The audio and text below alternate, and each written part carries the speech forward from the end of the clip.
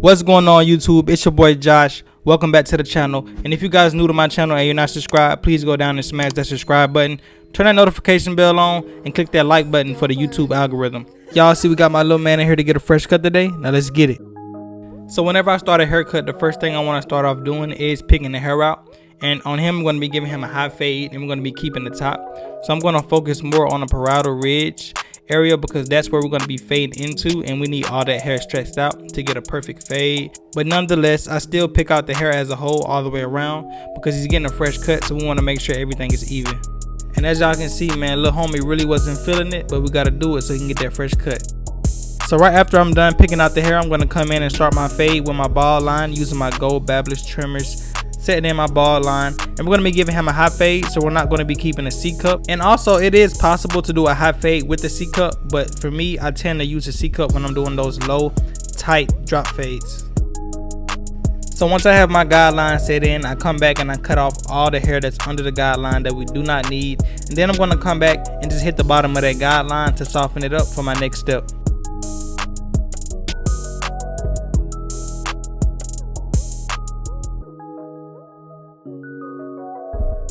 And right here, like I said, I come back and I soften up the guideline. This is when I use my trimmers with the moving blade facing upwards, and I just come across and I push up that guideline, maybe like a centimeter, just to soften it up. Moving on to my next step, I picked up my cordless magic clips with no guard on, with the lever all the way open, and I'm going up about a ½ an inch, making sure that I keep my guideline width the same all the way around the head so it can be a consistent, even fade. And I make sure I go over every guideline more than once whenever I feel like there's any dark spots, or it just depends on the hair texture.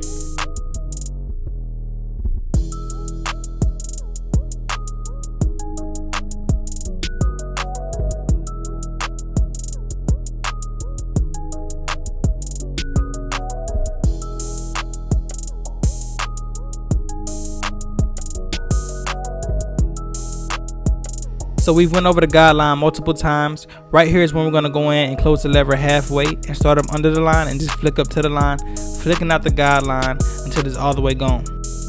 So when you're fading and making a transition, you want to make sure that you stay consistent on every area of the head and give every area the same strokes and the same approach to make it consistent throughout the whole fade.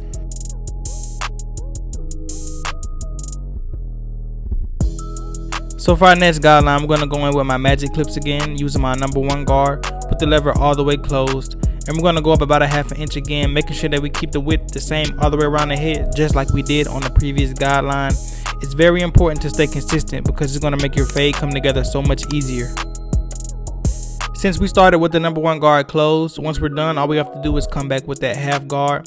Sometimes I start with the lever halfway closed, but in this case I just started with it all the way closed. And I started up under the guideline and just flicked up to the guideline, and as you guys can see, it blended it right out. So right here we're going to finish off the rest of the fade using my fading down process, starting with my #2 guard, as you guys can see, and we're just going to go around the head, hitting that parietal ridge area and just flick out. And as y'all can see, I was having a hard time. My guy kept running from the clippers. So once I've set the foundation with my #2 guard, I'm going to drop down and come in with my 1½ guard, starting with the lever all the way open, and just start up under that guideline, that dark area that we're trying to blend out, and just flick up right into that #2 guard area, and we're going to flick out. We don't want to go straight up because all we're going to do is push up the guideline. We want to make sure that we don't go up as high as we did with the #2 guard, and that we're also flicking out. So right here is when I close my #1½ guard all the way, and when I do this, I want to make sure that I don't even go up as high as I did with the 1½ open, because we're creating a transition and we want the hair to get shorter and shorter as it goes from top to bottom. So right after we're done using that 1½ guard, I'm going to come in with my 1 guard with the lever all the way open, and like I said, we're fading down. We started with the #2 open, 2 closed, 1½ open, 1½ closed, and right here we're at the 1 guard with the lever all the way open. And if you guys really understand what I'm saying, there's no doubt that you can't be great, because all it is a system, and as you guys can see, it's mostly blended. We're not done all the way, but if you follow this system, it's just that simple. So right here is when I get really detailed in my fades whenever I'm fading into longer hair on top, and to get that transition on the parietal ridge to blend better, I do clipper over comb, as you guys can see, and this is a great way to blend that fade into the longer hair on top. So right here we're going to be knocking off some of the bulk off the hairline to get the hair to lay down naturally in the front, but not cutting too much.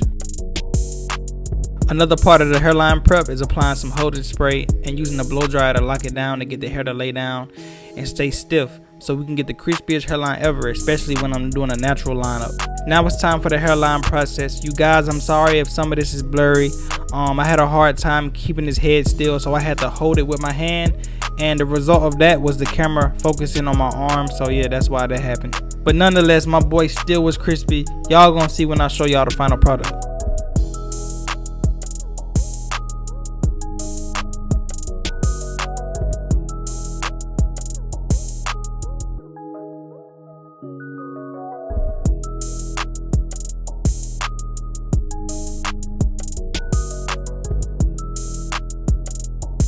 You guys, we're mostly done with this cut. Right here I'm adding some moisturizer, and I'm going to be using my curl sponge to add a nice twist to the fro.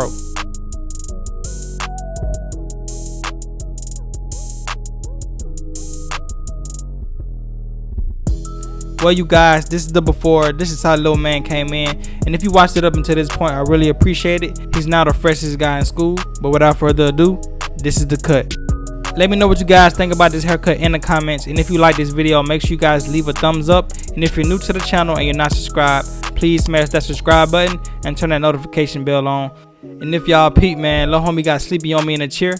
Luckily it was at the end of the haircut. And if you guys don't follow me on Instagram, make sure you guys go follow me at JoshXBarber. It's your boy Josh, and I'm out. Peace.